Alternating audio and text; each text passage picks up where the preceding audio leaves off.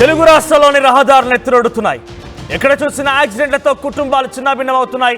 వరుస యాక్సిడెంట్లు ప్రజల్ని బెంబేలెత్తిస్తున్నాయి.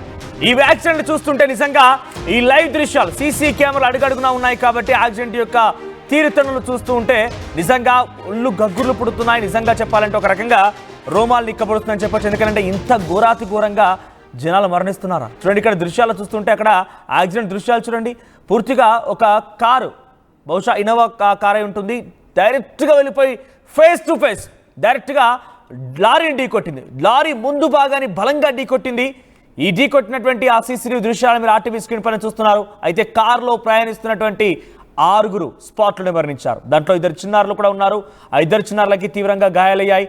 మృతులంతా స్టువర్ట్పురం వాసులుగా తెలుస్తోంది. మహానంది వెళ్ళి వస్తుండగా ఈ ప్రమాదం చోటు చేసింది. ఒకసారి కేవలం మీకు లైవ్ దృశ్యాలని ఫుల్ బాక్స్లో వేసి చూపించే ప్రయత్నం చేస్తాను. ఇక్కడ దృశ్యాలను చూడండి. వేగంగా ఇది ఎగ్జాక్ట్గా 1:35 సమయంలో చోటు చేసుకుంది. ఎడమవైపు నుంచి వేగంగా, అది సింగిల్ రోడ్ అయి ఉంటుంది బహుశా, చాలా వేగంగా కారు వచ్చి డైరెక్ట్గా అవతల వైపు నుంచి వచ్చినటువంటి లారీని ముందు భాగానికి ఎదురెదురుగా ఢీకొన్నాయి. ఈ పరిస్థితి చూడండి ఒకసారి. ఆ కారు వేగం చూడండి. రెప్పపాట్లో కన్ను మూసి తెరిసేంత లోపనే ఆ వేగం అలా వెళ్ళిపోయింది. అక్కడ పెట్రోల్ బంకులు సమీపమైనటువంటి పెట్రోల్ పంప్ దగ్గర రికార్డ్ అయినటువంటి సీసీటీవీ దృశ్యాలు ఇవి. దాంట్లో ఆ దృశ్యాలు గమనించండి. వేగంగా వచ్చి అలా ఒక్కసారిగా లారీని ఢీకొట్టేసింది.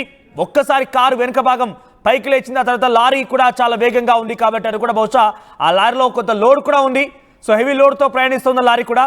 ఆ లారీ కొంత దూరం ఒక 10-20 మీటర్ల వరకు ఆ కార్ని 100 మీటర్ల వరకు అలాగే ఆ కార్ని వెనక్కి నెట్టుకుంటూ వచ్చేసింది. ఈ ప్రమాదం చాలా డేంజరస్ యాక్సిడెంట్గా చెప్పొచ్చు దీన్ని. ఎందుకంటే బేసిక్గా వెనకాల నుంచి వచ్చి ఢీకొనడం చూసాం, ఒకవైపుగా ఓవర్టేక్ చేస్తుంటే గమనించకపోవడంతో యాక్సిడెంట్ అవ్వడం చూసాం. కానీ ఎదురెదురుగా వచ్చి ఢీకొనడం చూస్తూ ఉంటే ఇక్కడ ఆ కార్ అదుపు తప్పిందా అనేది మాత్రం అర్థమవుతోంది.